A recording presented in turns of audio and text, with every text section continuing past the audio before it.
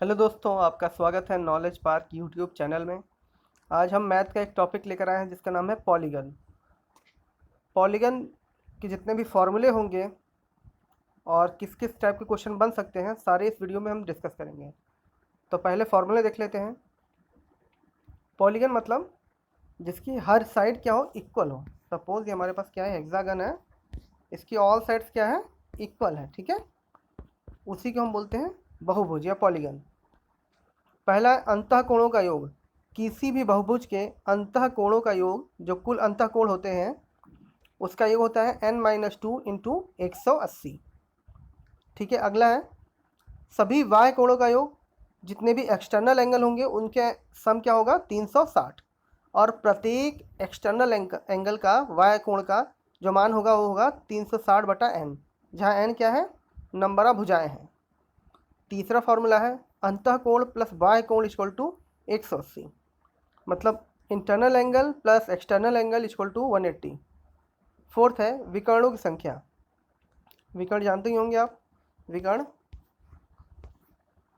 Diagonal. ठीक है, यही क्या है, विकर्ण है। तो किसी पॉलीगन में कितने विकर्ण बन सकते हैं, उसका जो फॉर्मूला है वो है n(n-3/2), n(n-3/2). अगला है प्रत्येक अंतःकोण। ये पहला जो हमने देखा था वो था कुल अंतःकोणों का योग था।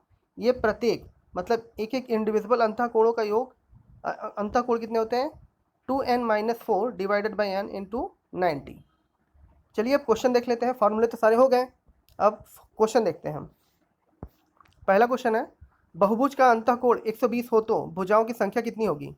फ्रेंड, यहाँ पर बहुभुज का अंतःकोण दिया हुआ है, एक कोण का मान दिया हुआ। ठीक है, तो हमें क्या निकालना है, बहुभुज की संख्या। तो हमने बोला कि वाह्य कोण प्लस अंतःकोण बराबर 180 होता है, तो वाह्य कोण हमारा कितना हो जाएगा, 180 माइनस जो 120 दिया हुआ है, मतलब 60 एंगल हमारा क्या आ गया, 60 वाह्य कोण का मान आ गया। तो फॉर्मूला बताया था वाह्य कोण बराबर 360/भुजा, या भुजा बराबर 360/वाह्य कोण। तो यहाँ से 360/60 करेंगे तो 6 हमारा क्या आ जाएगा, उस बहुभुज की भुजाएं हो जाएंगी। क्लियर। अगला क्वेश्चन देखते हैं। एक पंचभुज में विकर्णों की संख्या कितनी होगी। ठीक है, तो ये हमारा ये सम पंचभुज है। तो अब इसमें कितने डायगोनल खींचे जा सकते हैं, इसकी संख्या में बताएं। तो हमने बताया था विकर्णों की संख्या इक्वल टू क्या होता है, n(n-3/2). तो यहाँ पर n हमारा कितना है, सम पंचभुज मतलब n बराबर 5 है। ये हमारा n बराबर 5 हो गया, तो 5 रखेंगे तो 5 ब्रैकेट में 5-3/2, तो 5 इंटू 2/2, तो 2 से 2 रिमूव हो जाएगा। हमारे पास नंबर ऑफ विकर्ण कितने खींचे जा सकते हैं, 5। कितने, 5 खींचे जा सकते हैं, उसके नंबर ऑफ विकर्ण। नेक्स्ट देखते हैं, किसी बहुभुज के अंतःकोणों का योग दिया हुआ है 1620। अब पूछ रहा है तो बहुभुज के भुजाओं की संख्या कितनी होगी। अब अंतःकोण टोटल सम दे दिया है, अब हमें नंबर ऑफ भुजाएं बतानी है। फॉर्मूला कुल अंतःकोणों का योग बराबर n-2 इंटू 360। तो यहाँ पर 1620 बराबर n-2 इंटू 180। तो यहाँ क्या हो जाएगा हमारा, 10 से 10 रिमूव हो गया। अब 16 का भाग देंगे तो कितना आ जाएगा, 162 में 18 करेंगे तो कितना आ जाएगा, 9 बार जाएगा। तो n बराबर कितना आ जाएगा, n-2 बराबर 9, तो n बराबर 11। ठीक है, n बराबर हमारा कितना आ जाएगा, 11 उसकी भुजाएं हो जाएंगी। आई होप क्लियर हो गया होगा। अगला क्वेश्चन है, दो सम बहुभुजों की भुजाओं की संख्याओं का बीच का जो अनुपात दिया हुआ है 1:2 दिया हुआ है, उनके अंतःकोणों का जो अनुपात दिया है वो 2:3 दिया है। तो इन बहुभुजों की भुजाओं की संख्या कितनी होगी। तो क्या करेंगे, पहले भुजाओं का अनुपात दिया हुआ है 1:2। जब किसी भी रेशियो को बाहर करते हैं तो हम क्या बोलते हैं, एक किसी भी एक कांस्टेंट को उसके साथ वेरिएबल को लगा देते हैं। ठीक है, मतलब x लगा दिए तो यहाँ पर क्या हो जाएगा, 2x। अब बोला है उनके अंतःकोणों का योग। मैंने बोला था कि अंतःकोणों का अनुपात दिया हुआ है ना, तो हमने बोला था अंतःकोण अगर इंडिविजुअल देखा है तो कितना था, 2n-4 divided by n into 300 into 60, sorry 90 यहाँ पर। ठीक है, तो यहाँ पर क्या हो जाएगा, भुजाएं कितनी है 2x minus 4 divided by x, 4x minus 4 divided by 2x into 90। Solve करेंगे हमारे पास तो x बराबर कितना आ जाएगा हमारे पास 4 आ जाएगा। ठीक है, x बराबर 4 आ गया। माना क्या था, पहली जो भुजाएं थी वो 4 निकलेंगी, दूसरी भुजा मैंने वाली थी 2x, यहाँ पर 8 हो जाएंगी। तो पहले बहुभुज की जो भुजाओं की संख्या वो 4 है, दूसरे की 8 है। आई होप क्लियर हो गया होगा। जो फॉर्मूला मैंने बताया था ना उसका ही यूज ये है। ठीक है, 2n माइनस 4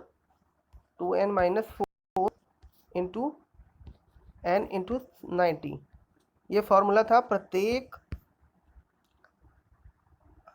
जो अंतःकोण होता है उनका अनुपात। ठीक है, अगला देखते हैं।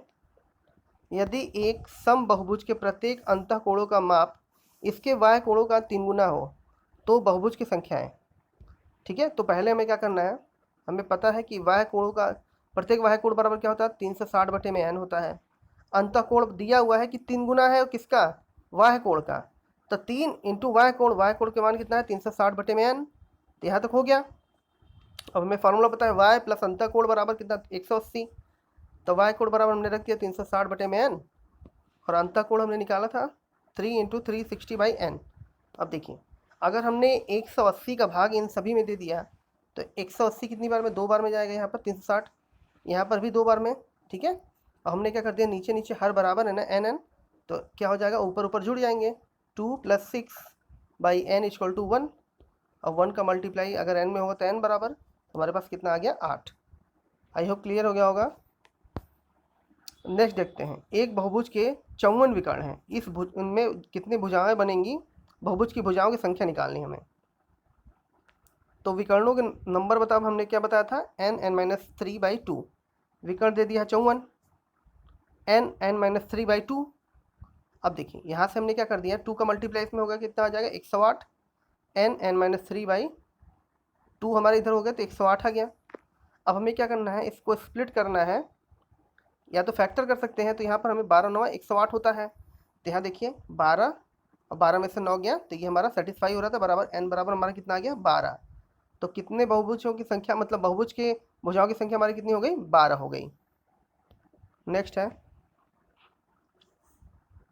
पंचभुज का एक कोण 140 दिया है, यदि शेष कोण 1:2:3:4 के अनुपात में हो तो सबसे बड़ा कोण का आकार क्या होगा।